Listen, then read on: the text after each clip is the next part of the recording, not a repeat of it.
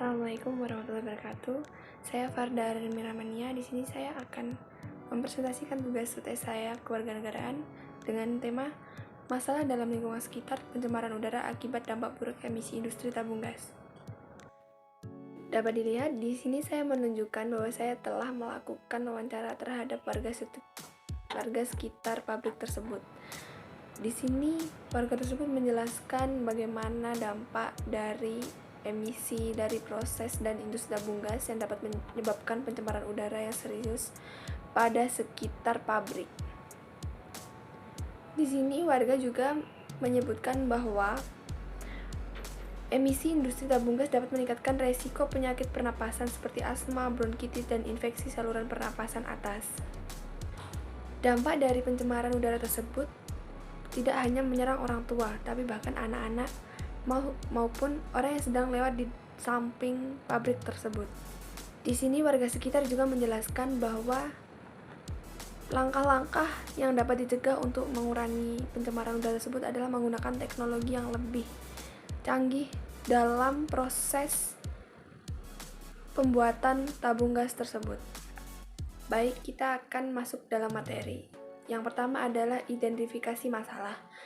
Di sini saya menjelaskan, emisi dari industri tabung gas dapat menciptakan asap dan bau yang tidak sedap, yang dapat mengganggu kenyamanan dan kesehatan masyarakat sekitar. Paparan terhadap polusi udara yang dihasilkan oleh industri tabung gas dapat meningkatkan risiko penyakit pernapasan, penyakit jantung, dan masalah kesehatan lainnya pada populasi yang terkena dampak. Pencemaran udara dapat berdampak negatif pada keanekaragaman hayati dan merusak ekosistem dan spesies yang sensitif terhadap perubahan lingkungan. Slide kedua menjelaskan bahwa masalah dari adanya emisi industri tabung gas.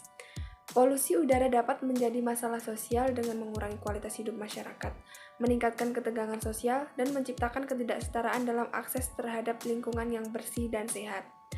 Di sini disebutkan ada 3 macam. Emisi industri tabung gas dapat mengandung senyawa yang berbahaya seperti karbon monoksida atau CO2, nitrogen dioksida atau NO2, sulfur dioksida atau SO2, dan partikulat halus. Senyawa-senyawa ini dapat menciptakan polusi udara yang dampak negatif pada kesehatan manusia dan lingkungan.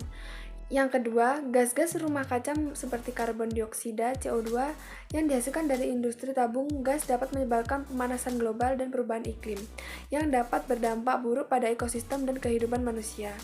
Yang ketiga, dijelaskan bahwa emisi gas-gas seperti SO2 dapat menyebabkan korosi pada bangunan dan infrastruktur yang dapat mengakibatkan kerusakan struktural dan biaya perbaikan tinggi. Selanjutnya saya akan menjelaskan alternatif kebijakan. Di sini ada 4 alternatif kebijakan. Yang pertama yaitu mendorong penggunaan bahan bakar alternatif yang lebih bersih seperti gas alam, energi surya, atau energi angin untuk mengurangi emisi gas rumah kaca atau polutan udara lainnya.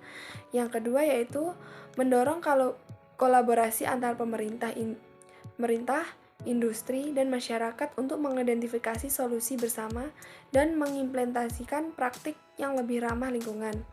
Yang ketiga, mengedukasi masyarakat tentang dampak buruk pencemaran udara dan kampanye kesadaran lingkungan untuk mendorong partisipasi aktif dalam mengurangi emisi. Yang keempat, mendorong penggunaan bahan bakar alternatif yang lebih bersih seperti gas alam, energi surya, atau energi angin untuk mengurangi emisi gas rumah kaca dan polutan udara lainnya. Selanjutnya menjelaskan bahwa mendorong industri tabung gas untuk menggunakan teknologi bersih seperti filter udara, pengendalian emisi, dan teknologi ramah lingkungan lainnya untuk mengurangi emisi gas berbahaya. Perlunya rekayasa sosial bermula dari kenyataan bahwa perubahan perilaku membutuhkan waktu yang lama. Terus-menerus meningkatkan kesadaran masyarakat dan swasta akan peran aktif dalam pengelolaan lingkungan hidup, sehingga mendorong perilaku ekologis sejak dini, termasuk memulai transportasi umum dan menggunakan kendaraan ramah lingkungan seperti sepeda. Adapun di sini adalah usulan kebijakan. Pengendalian pencemaran udara dengan menyadarkan dunia industri untuk menyediakan prasarana dan sarana pengendalian pencemaran udara dan pengurangan beban pencemaran dalam jangka waktu tertentu. Yang kedua, pembangunan infrastruktur ramah lingkungan seperti transportasi umum yang ramah lingkungan untuk mengurangi konsumsi kendaraan pribadi dan bahan bakar fosil. Yang ketiga, memperluas kawasan hijau sebagai desain lingkungan dengan tanaman penyerap polusi dan menambah ruang hijau di sekitar jalan yang padat akumulasi gas buang kendaraan. Yang keempat, Penyediaan fasilitas bus sekolah di perkotaan untuk mengurangi penggunaan siswa SMP dan SMA menggunakan sepeda motor. Yang kelima, memperbaiki manajemen lalu lintas menuju transportasi berkelanjutan yang berwawasan lingkungan. Yang terakhir, meningkatkan frekuensi penerapan Car Free Day pada ruas-ruas jalan tertentu dengan antisipasi pengumuman jauh hari dan jalan alternatif agar tidak terjadi kemacetan di ruas jalan lain. Yang selanjutnya adalah dukungan pemerintah.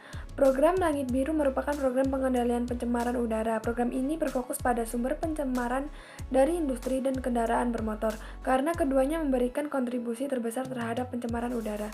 Kedua sumber tersebut mempunyai klasifikasi yang berbeda menurut sifat pergerakan sumbernya, sehingga pendekatan yang digunakan berbeda dalam melaksanakan pengendalian pencemaran udara. Yang selanjutnya adalah partisipasi masyarakat. Ada 4 partisipasi, yaitu yang pertama, keterlibatan dalam pemilihan konsumen. Masyarakat dapat memilih produk dan layanan dari perusahaan dan berkomitmen pada praktik ramah lingkungan dan perguruan emisi. Yang kedua, keterlibatan dalam kegiatan konservasi. Masyarakat dapat berpartisipasi dalam kegiatan konservasi lingkungan seperti penanaman pohon, kampanye pengurangan sampah, dan program daur ulang. Yang ketiga, kesadaran dan edukasi. Masyarakat dapat meningkatkan kesadaran tentang pentingnya mengurangi emisi dan dampak polusi industri melalui edukasi dan kampanye sosial. Yang terakhir adalah mendukung kebijakan dan regulasi lingkungan. Masyarakat dapat mendukung kebijakan dan regulasi yang terkait emisi industri dan lingkungan untuk mendorong perusahaan untuk mengurangi dampak negatifnya. Slide selanjutnya akan menjelaskan tentang important. Pengembangan inovasi teknologi bersih. Di sini dijelaskan ada 4 poin. Yang pertama, teknologi energi terbarukan. Pengembangan teknologi seperti panel surya, turbin angin, dan sel bahan bakar dapat menggantikan penggunaan bahan bakar fosil dalam produksi energi, sehingga mengurangi emisi gas rumah kaca. Yang kedua, penggunaan bahan baku berkelanjutan. Inovasi dalam penggunaan bahan baku berkelanjutan dapat mengurangi dampak lingkungan dan emisi dalam rantai pasokan industri. Yang ketiga, pengelolaan limbah berbasis teknologi. Pengembangan teknologi pengelolaan limbah yang lebih efisien dan ramah lingkungan dapat mengurangi emisi dari limbah industri. Yang keempat, teknologi carbon capture dan storage atau disingkat dengan CCS. Teknologi CCS dapat menangkap dan menyimpan emisi CO2 dari sumber-sumber besar seperti pembangkit listrik dan pabrik, sehingga mengurangi jejak karbon mereka. Selanjutnya, realisasi rencana tindakan. Standar emisi yang jelas dan diterapkan secara konsisten membantu industri mengurangi dampak negatifnya terhadap lingkungan. Dalam mengatasi masalah emisi, industri dan standarisasi di Indonesia tidak hanya keterlibatan pemerintah tetapi juga peran swasta dan partisipasi aktif masyarakat sangat penting. Bisnis harus berperan aktif dan mengadopsi teknologi bersih, praktik produksi berkelanjutan, dan mematuhi peraturan lingkungan. Di sisi lain, partisipasi masyarakat untuk mendukung program lingkungan dan menerapkan perilaku ramah lingkungan merupakan faktor kunci dalam menciptakan lingkungan yang lebih bersih dan lestari. Sekian presentasi dari saya. Wassalamualaikum warahmatullahi wabarakatuh.